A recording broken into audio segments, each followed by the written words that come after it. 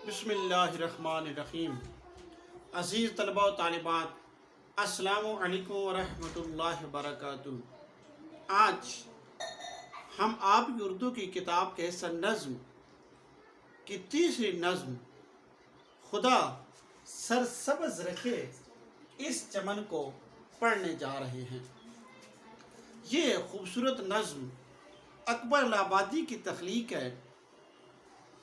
अकबर इलाहाबादी से आप बहुत ज़मानों से वाकफ़ियत रखते हैं। जब से आपने उर्दू को बतौर मज़मून पढ़ना शुरू किया है, आपका तारुफ़ अकबर इलाहाबादी से हुआ, नाम से हुआ। अकबर इलाहाबादी कौन थे? मैं चाहता हूँ कि आपका थोड़ा सा तारुफ़ अकबर इलाहाबादी के साथ करवा दूँ।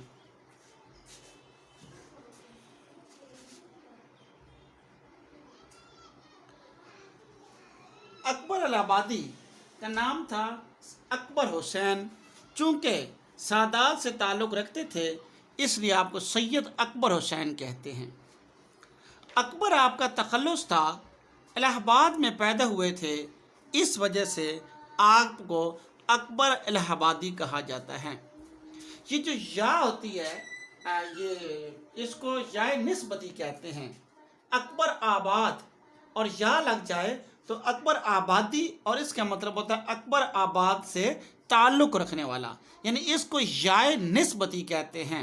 जैसे अगर किसी का ताल्लुक़ लाहौर के साथ होगा तो उसे लाहौरी कहेंगे।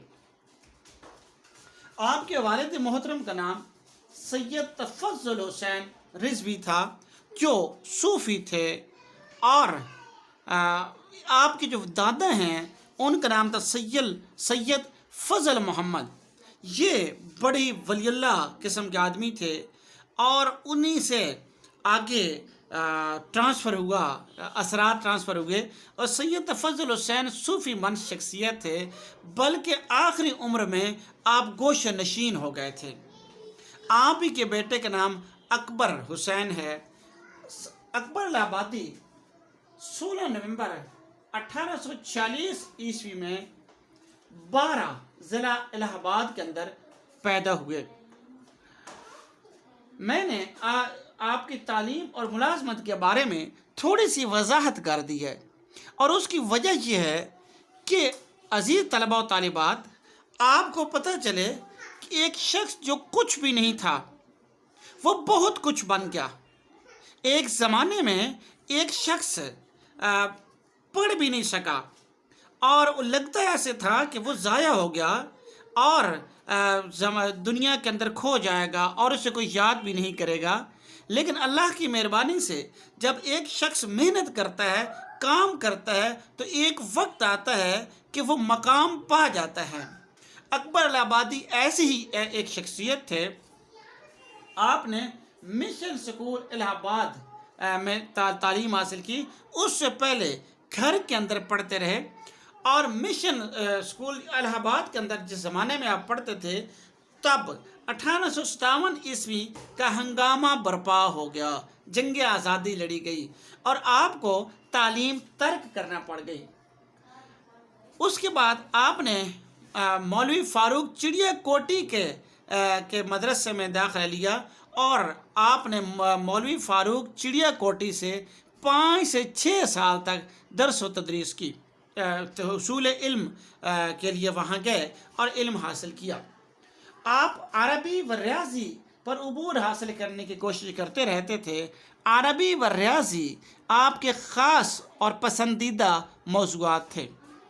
याद रखें, आप सिर्फ 12 साल के थे जब आप घर से मुलाजमत के लिए निकले थे। बाद अपने ज़ाती मेहनत की, काम किया और वकालत का इम्तिहान पास किया। जब 12 साल की उम्र थी तो आप तलाश रोज़गार के लिए निकले थे। कितने आप में से होंगे जो 12 साल की उम्र में तलाश रोज़गार के लिए निकले होंगे? जमुना पुल बन रहा था और उसके ठेकेदार ने इन्हें मुलाजमत पर रख लिया, और उस ज़माने में माहाना या माहवार 15 रुपये देने लगा। बाद आपने ये मुलाजमत तर्क कर दी और महकमा रेलवे में بطور کلرک بھرتی ہو گئے اور آپ کو ماہانہ 20 روپے دیا جانے لگا۔ اس کے بعد آپ نے چونکہ وکالت کا امتحان پاس کر لیا تھا تو آپ روبنسن ایک شخص تھا جو وکیل تھا، اس کے پاس آپ وکالت کرنا شروع ہو گئے۔ اس کے بعد روبنسن کی سفارش سے آپ نے امتحان تو پہلے سے پاس کر رکھا تھا، آپ الہ آباد میں بطور نائب تحصیلدار بھرتی ہو گئے۔ یہ وہ شخص نائب تحصیلدار بھرتی ہو گیا جو 12 سال کی عمر میں تلاش روزگار کے لیے نکلا تھا۔ 1869 عیسوی کا یہ واقعہ ہے جب آپ نائب تحصیلدار بھرتی ہوئے۔ اس کے بعد آپ نے ہائی کورٹ کی وکالت کے امتحان پاس کیا۔ اس زمانے میں ہائی کورٹ کی وکالت علیحدہ ہوتی تھی، اس کے امتحان پاس کیا اور 1873 میں آپ نے ہائی کورٹ میں وکالت شروع کر دی اور بعد ازاں آپ نے بطور جج امتحان دیا، پاس ہوئے اور آپ وہاں بطور جج ایک مدت مدید تک کام کرتے رہے اور یوں بطور سیشن جج 1905 عیسوی میں اکبر الہ آبادی ریٹائر ہو گئے۔ اکبر الہ آبادی یاد ہے کہ 9 ستمبر 1921 عیسوی کو الہ آباد میں وفات پا گئے تھے۔ دراصل آپ کی شریک حیات جب 1910 عیسوی میں راہی ملک عدم ہو گئی تھی اور آپ کو اپنی شریک حیات کے ساتھ بہت لگاؤ تھا، اس وجہ سے آپ بہت ٹوٹ گئے اور اس کے بعد آپ کا بہت پیارا بیٹا ہاشم بھی وفات پا گیا جوانی میں۔ تو یہ ایسے 2 حادثے ہوئے جنہوں نے اکبر الہ آبادی کو توڑ کے رکھ دیا اور آپ شکست و ریخت کا شکار ہو گئے، یہاں تک کہ 1921 عیسوی میں آپ بھی اپنے خالق کی حقیقی سے جا ملے۔ عزیز طلبہ و طالبات، جب ویسے تو آپ نے 11 سال کی عمر میں شاعری شروع کر دی تھی، لیکن باقاعدہ شعر گوئی جس کا ذکر آپ نے اپنے کلیات میں کیا ہے 17 برس کی عمر میں شروع کی۔ آپ نے غزل، قطع، مثنوی، رباعی سب کچھ کہا ہے۔ آپ ایک ایسے شاعر تھے، اکبر الہ آبادی جو ہیں ایک ایسے شاعر تھے جو با کمال ہوئے اور آنے والے زمانے کی شعراء نے آپ کا تتبع کیا۔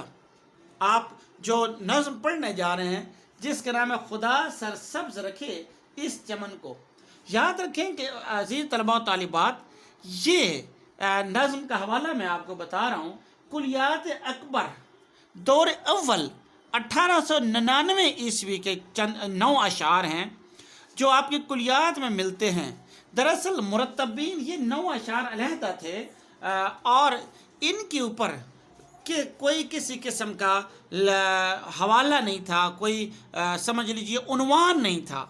تو جن لوگوں نے کلیات اکبر کو مرتب کیا انہوں نے ان 9 اشعار کا عنوان خود سے خدا سرسبز رکھے اس چمن کو رکھ دیا، اور یہ وہی اشعار ہیں جس میں سے کچھ اشعار آپ کی کتاب میں دیے گئے ہیں جس کی ہم ابھی تشریح کریں گے۔ یہ 1899 کی بات ہے۔ عزیز طلبہ و طالبات، میں نے تھوڑا سا آپ کو اکبر الہ آبادی کے بارے میں بتایا ہے۔ اکبر الہ آبادی مشرقیت کے بہت قائل تھے اور آپ کو مشرق کے کلچر سے بڑا انس تھا، بڑی محبت تھی اور آپ کی خواہش ہوتی تھی کہ مشرق ویسا ہی رہے جیسا کہ تھا، لیکن فرنگیوں نے آ کے مشرق کے اندر دخل اندازی کی اور آپ جان سے دیکھ سکتے ہیں انگریزی دخیل ہو گئی۔ اس کے علاوہ انگریزی کلچر جو انگلش کلچر ہے وہ دخیل ہو گیا اور مشرق متزلزل ہو گیا۔ اکبر الہ آبادی کو اس بات کا بڑا دکھ تھا اور ان کی شاعری کا جب آپ مطالعہ کرتے ہیں تو آپ دیکھتے ہیں کہ جگہ جگہ جو نوآبادیات ہے یا جو استعماری قوتیں تھیں، جو فرنگی قوت ہے یا اس کے سے تاثر لے کر جو اہل مشرق نے جو کچھ کیا اس کے اوپر اکبر الہ آبادی کا گہرا طنز ملتا ہے۔ بدقسمتی سے لوگوں نے انہیں صرف مزاحیہ شاعر کے طور پر تسلیم کر لیا ہے، حالانکہ ایسا نہیں ہے۔ اکبر الہ آبادی ایک صاحب درد شاعر تھے، صاحب دل شاعر تھے، اور دل درد مند رکھتے تھے، اور اسی وجہ سے ان کے اختلافات سر سید احمد خان سے بھی رہے۔ اس کی وجہ یہ تھی، وہ یہ نہیں چاہتے تھے کہ یہاں دنیا کے جدید علوم نہ آئیں، بالکل آئیں، وہ تسلیم کرتے تھے، لیکن ان کے اختلاف یہ بھی تھا کہ علوم آئیں، ہماری قوم انگریزی پڑھے، فلسفہ پڑھے، جدید علوم پڑھے، سائنس پڑھے، نفسیات پڑھے، لیکن انگریزی کلچر یا مغربی کلچر جو ہے اسے وہ نہیں اپنانا چاہیے۔ اسی پر ان کے سر سید کے ساتھ اختلافات بھی رہے۔ اکبر الہ آبادی ہماری اردو شعری تاریخ کا انتہائی اہم نام ہے، جس کے بغیر ہماری شعری تاریخ مکمل نہیں ہو سکتی۔ آپ قطعات آپ نے کمال کے کہے ہیں، آپ کا جو اسپیشل فیلڈ جیسے کہہ لیجیے وہ قطع کی فیلڈ تھی۔ عزیز طلباء و طالبات، اتنا تعارف میں سمجھتا ہوں آپ کو کافی ہے، آپ کو اکبر الہ آبادی کے بارے میں کچھ معلومات مل گئی ہیں۔ میں اب آپ کو نظم ہم پڑھتے ہیں، اور نظم کا پہلا شعر ہے: بہار آئی کھلے گل زیب صحن بوستاں ہو کر، انادل نے مچائی دھوم سرگرم فغاں ہو کر۔ بہار آئی کھلے گل زیب صحن بوستاں ہو کر، انادل نے مچائی دھوم سرگرم فغاں ہو کر۔ آئیے ان کے الفاظ، اس میں مشکل الفاظ ہیں، اس کے معنی دیکھتے ہیں۔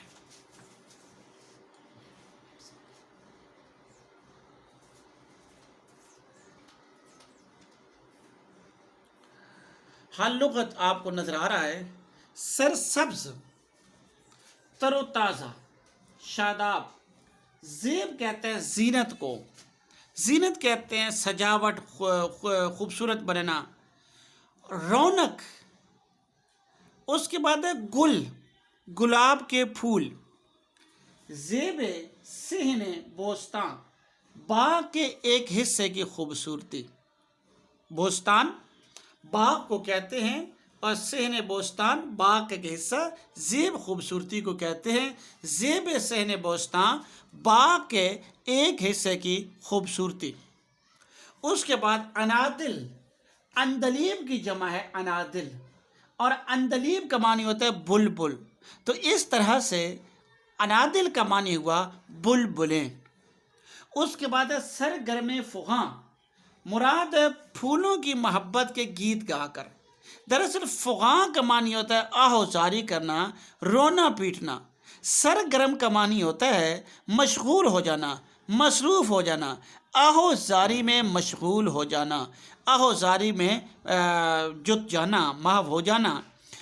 یہاں پر جب ہم شعر کو پڑھتے ہیں تو اس کا جو پورا معنی نکلتا ہے وہ مراد ہے پھولوں کی محبت کے گیت گا کر، کیونکہ بلبل آہوزاری تو کر ہی رہی ہوتی ہے، لیکن ساتھ ہی ساتھ وہ پھولوں کے لیے گیت بھی گاتی ہے۔ اب اس کے شعر کا مفہوم دیکھیے۔ اس شعر کا مفہوم یہ ہے کہ بہار کا موسم آ گیا، اور بہار کے موسم میں باغ کے اندر گلاب کے خوبصورت پھول کھل گئے، اور انہیں دیکھ کر بلبلوں نے گیت الاپنے شروع کر دیا ہے۔ عزیز طلباء و طالبات، ایک بات اچھی طرح سے ذہن میں رکھ لیجئے، میرا عام مشاہدہ یہ ہے کہ جب بھی یہ نظم آتی ہے تشریح کے لیے تو آپ چمن کو وطن کے طور پر لے لیتے ہیں، تو اس نظم کے اندر وطن کے طور پر چمن کو نہیں لیا گیا۔ آپ دیکھیے 1921 عیسوی میں اکبر الہ آبادی وفات پا گئے، ابھی تک پاکستان وجود میں نہیں آیا تھا۔ اس کے علاوہ اس زمانے میں بر صغیر کو بطور وطن انہوں نے استعمال نہیں کیا۔ دوسری بات، اس نظم کا جو عنوان ہے خدا سرسبز رکھے اس چمن کو مہرباں ہو کر، تھوڑا سا دیکھیے طویل اس کا عنوان ہے، تو آپ نے اس کو بھی اچھی طرح سے یاد رکھنا ہے۔ بہار آئی کھلے گل زیب صحن بوستاں ہو کر، بہار کا موسم آ گیا، اور جب بہار کا موسم آ گیا تو جو گلاب کے پھول ہیں، جب بھی گل کا لفظ اردو اور فارسی میں آئے گا تو یاد رکھیے گل کا معنی ہوتا ہے سرخ گلاب کا خوبصورت پھول گل۔ تو وہ کہتا ہے کہ بہار کا موسم آیا، اور بہار کے موسم کے آنے کی وجہ سے جو گلستان ہے، جو باغ ہے، جو چمنزار ہے، وہ سج گیا، اور وہاں پر گلاب کے پھول کھل گئے۔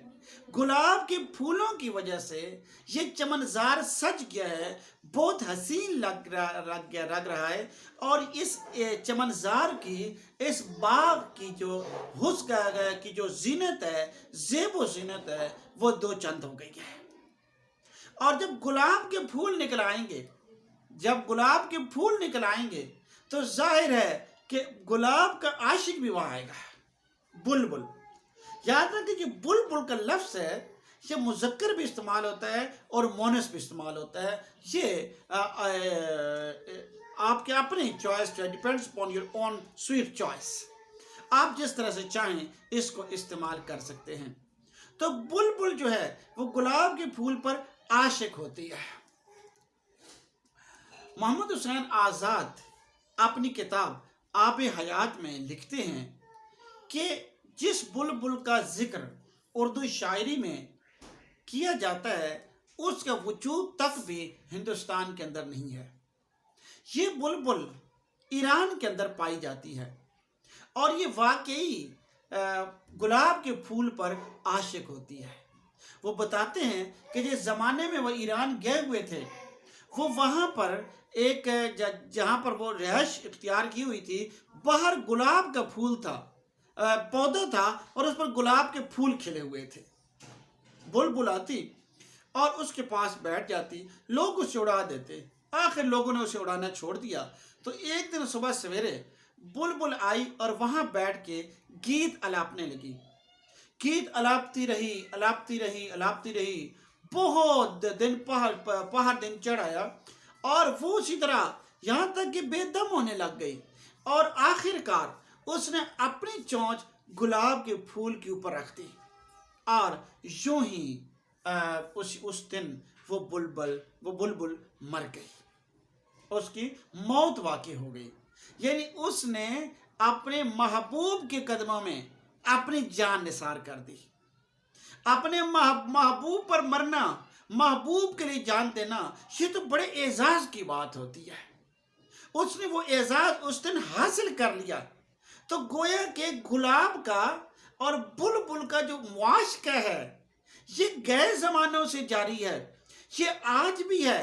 اور چونکہ ہمارے جو اردو شعراء ہیں، انہوں نے فارسی شاعری سے مضامین لیے تھے، اور شروع میں ہمارے جو ابتدائی دور کے شعراء ہیں وہ فارسی گو تھے، اور انہوں نے آہستہ آہستہ ہندوستانی، اس زمانے میں اردو کو کہتے تھے، ہندوستانی میں یا ریختہ میں شاعری شروع کر دی۔ تو جو مضامین وہ فارسی میں کہہ رہے تھے، وہی مضامین اردو زبان کے اندر انہوں نے شروع کر دیے، وہی مضامین بیان کرنا شروع کر دیے۔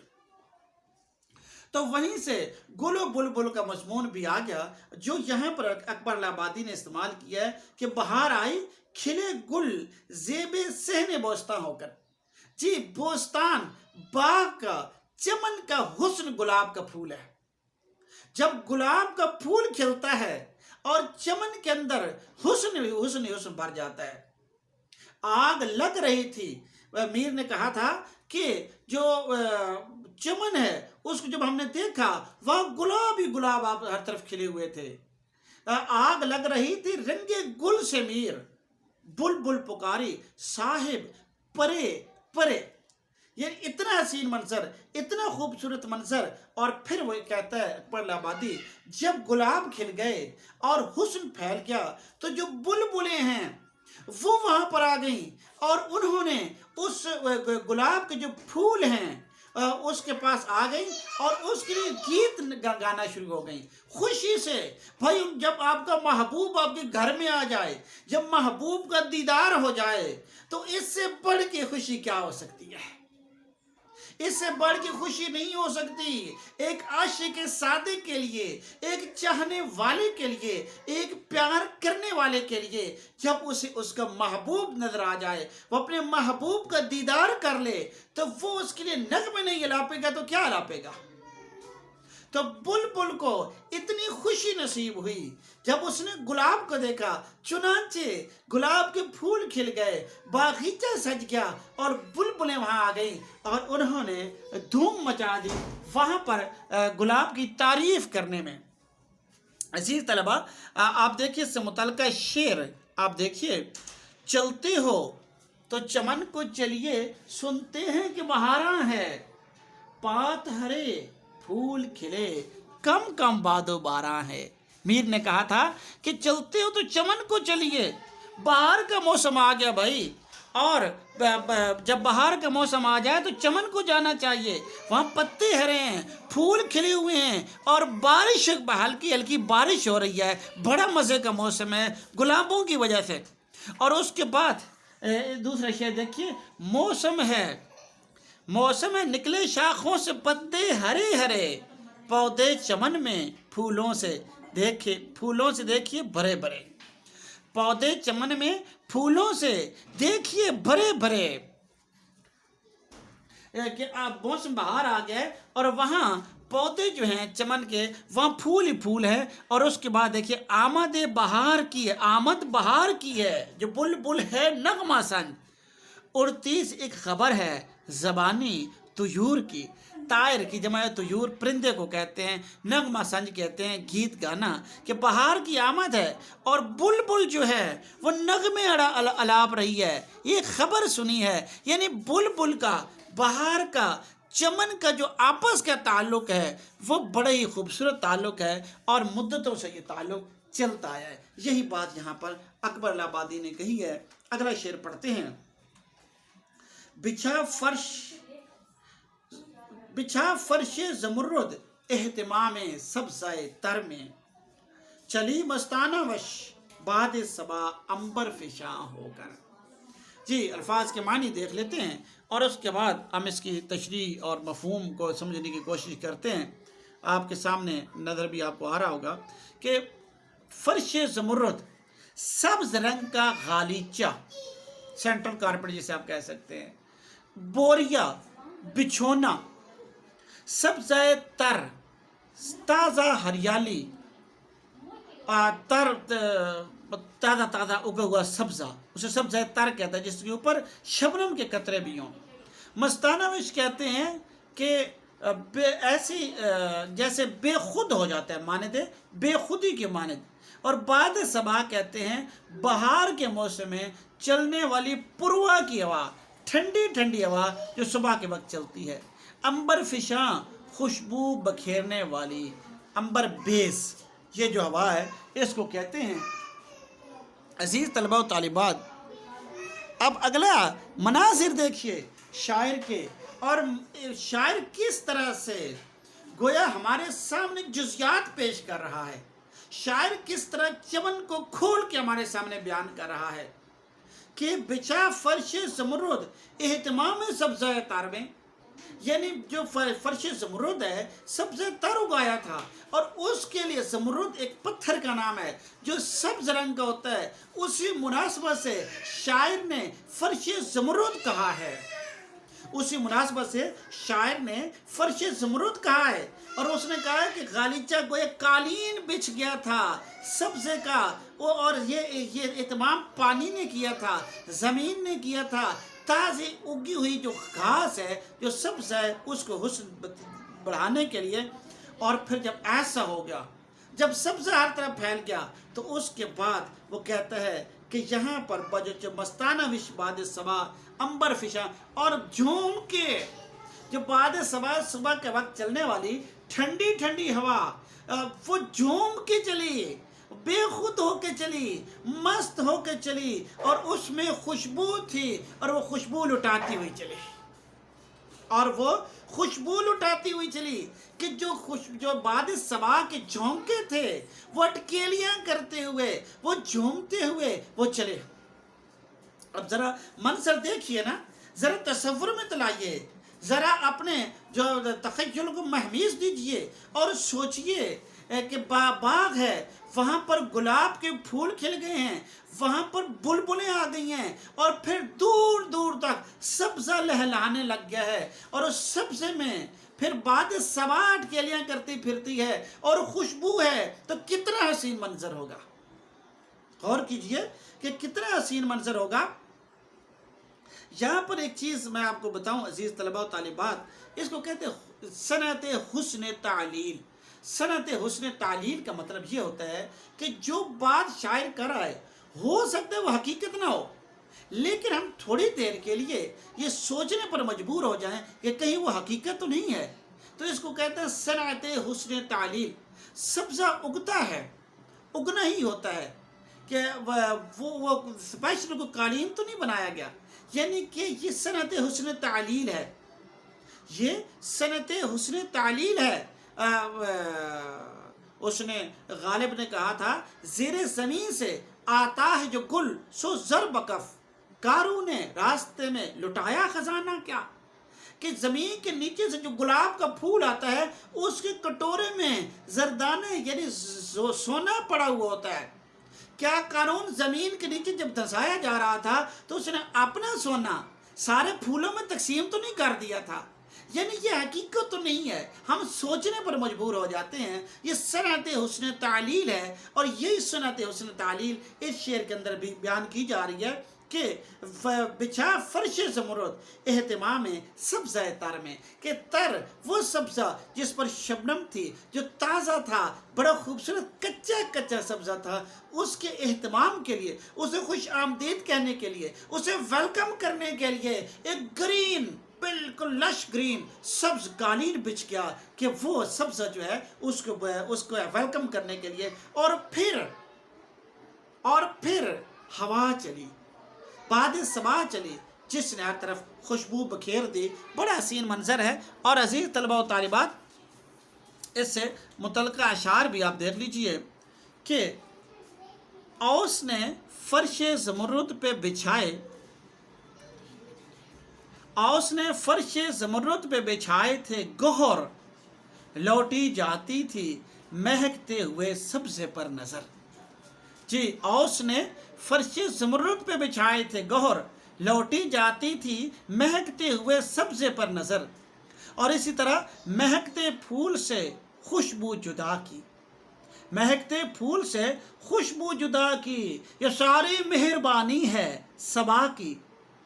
اگلا شعر دیکھیے، سبزے کو جب کہیں جگہ نہ ملی، بن گیا روئے آپ پر کائی۔ غالب کا شعر ہے، سبزے کو جب کہیں جگہ نہ ملی، بن گیا روئے آپ پر کائی، اور اسی طرح کھا کھا کے اوس سبزہ اور بھی ہرا ہوا،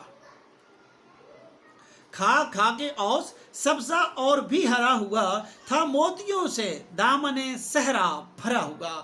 جی، آپ دیکھیے کہ دامن صحرا جو ہے وہ بھرا ہوا تھا اس سے اوس کے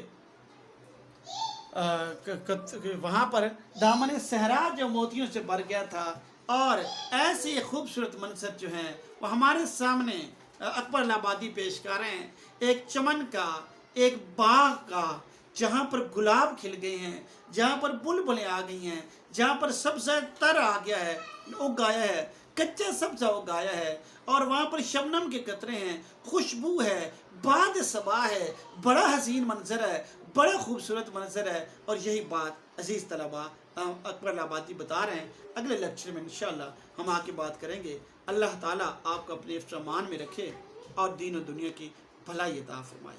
اللہ حافظ۔